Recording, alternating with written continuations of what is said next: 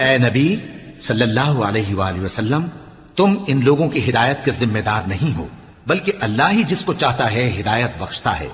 اور مومنو، تم جو مال خرچ کرو گے تو اس کا فائدہ تم ہی کو ہے، اور تم تو جو خرچ کرو گے اللہ کی خوشنودی کے لیے کرو گے، اور جو مال تم خرچ کرو گے وہ تمہیں پورا پورا دے دیا جائے گا اور تمہارا کچھ نقصان نہیں کیا جائے گا۔ اور ہاں، تم جو خرچ کرو گے تو ان حاجت مندوں کے لیے جو اللہ کی راہ میں رکے بیٹھے ہیں اور ملک میں کسی طرف جانے کی طاقت نہیں رکھتے اور مانگنے سے آر رکھتے ہیں، یہاں تک کہ نہ مانگنے کی وجہ سے ناواقف شخص ان کو تونگر خیال کرتا ہے، اور تم قیافے سے ان کو صاف پہچان لو کہ حاجت مند ہیں اور شرم کے سبب لوگوں سے منہ پھوڑ کر اور لپٹ کر نہیں مانگ سکتے۔ اور تم جو مال خرچ کرو گے کچھ شک نہیں کہ اللہ اس کو جانتا ہے۔ جو لوگ اپنا مال رات اور دن اور پوشیدہ اور ظاہر اللہ کی راہ میں خرچ کرتے رہتے ہیں، ان کا صلہ ان کے پروردگار کے پاس ہے، اور ان کو قیامت کے دن نہ کسی طرح کا خوف ہوگا اور نہ غم۔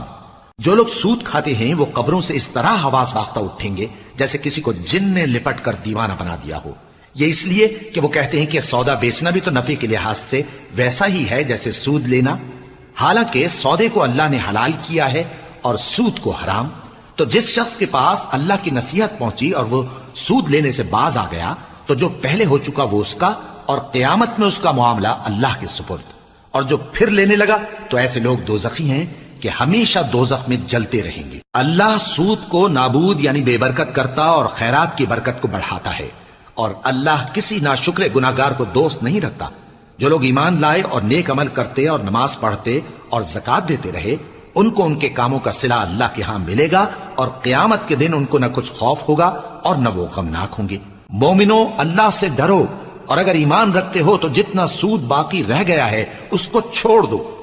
پھر اگر ایسا نہ کرو گے تو تم اللہ اور اس کے رسول کی طرف سے اعلان جنگ سن لو،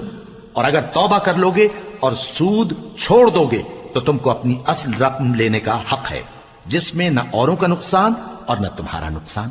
اور اگر قرض لینے والا تنگ دست ہو تو اسے کشائش کے حاصل ہونے تک مہلت دو، اور اگر زر قرض بخش دو تو وہ تمہارے لیے زیادہ اچھا ہے، بشرطے کہ سمجھو۔ اور اس دن سے ڈرو جبکہ تم اللہ کے حضور میں لوٹ کر جاؤ گے، اور ہر شخص اپنے اعمال کا پورا پورا بدلہ پائے گا اور کسی کو کچھ نقصان نہ ہوگا۔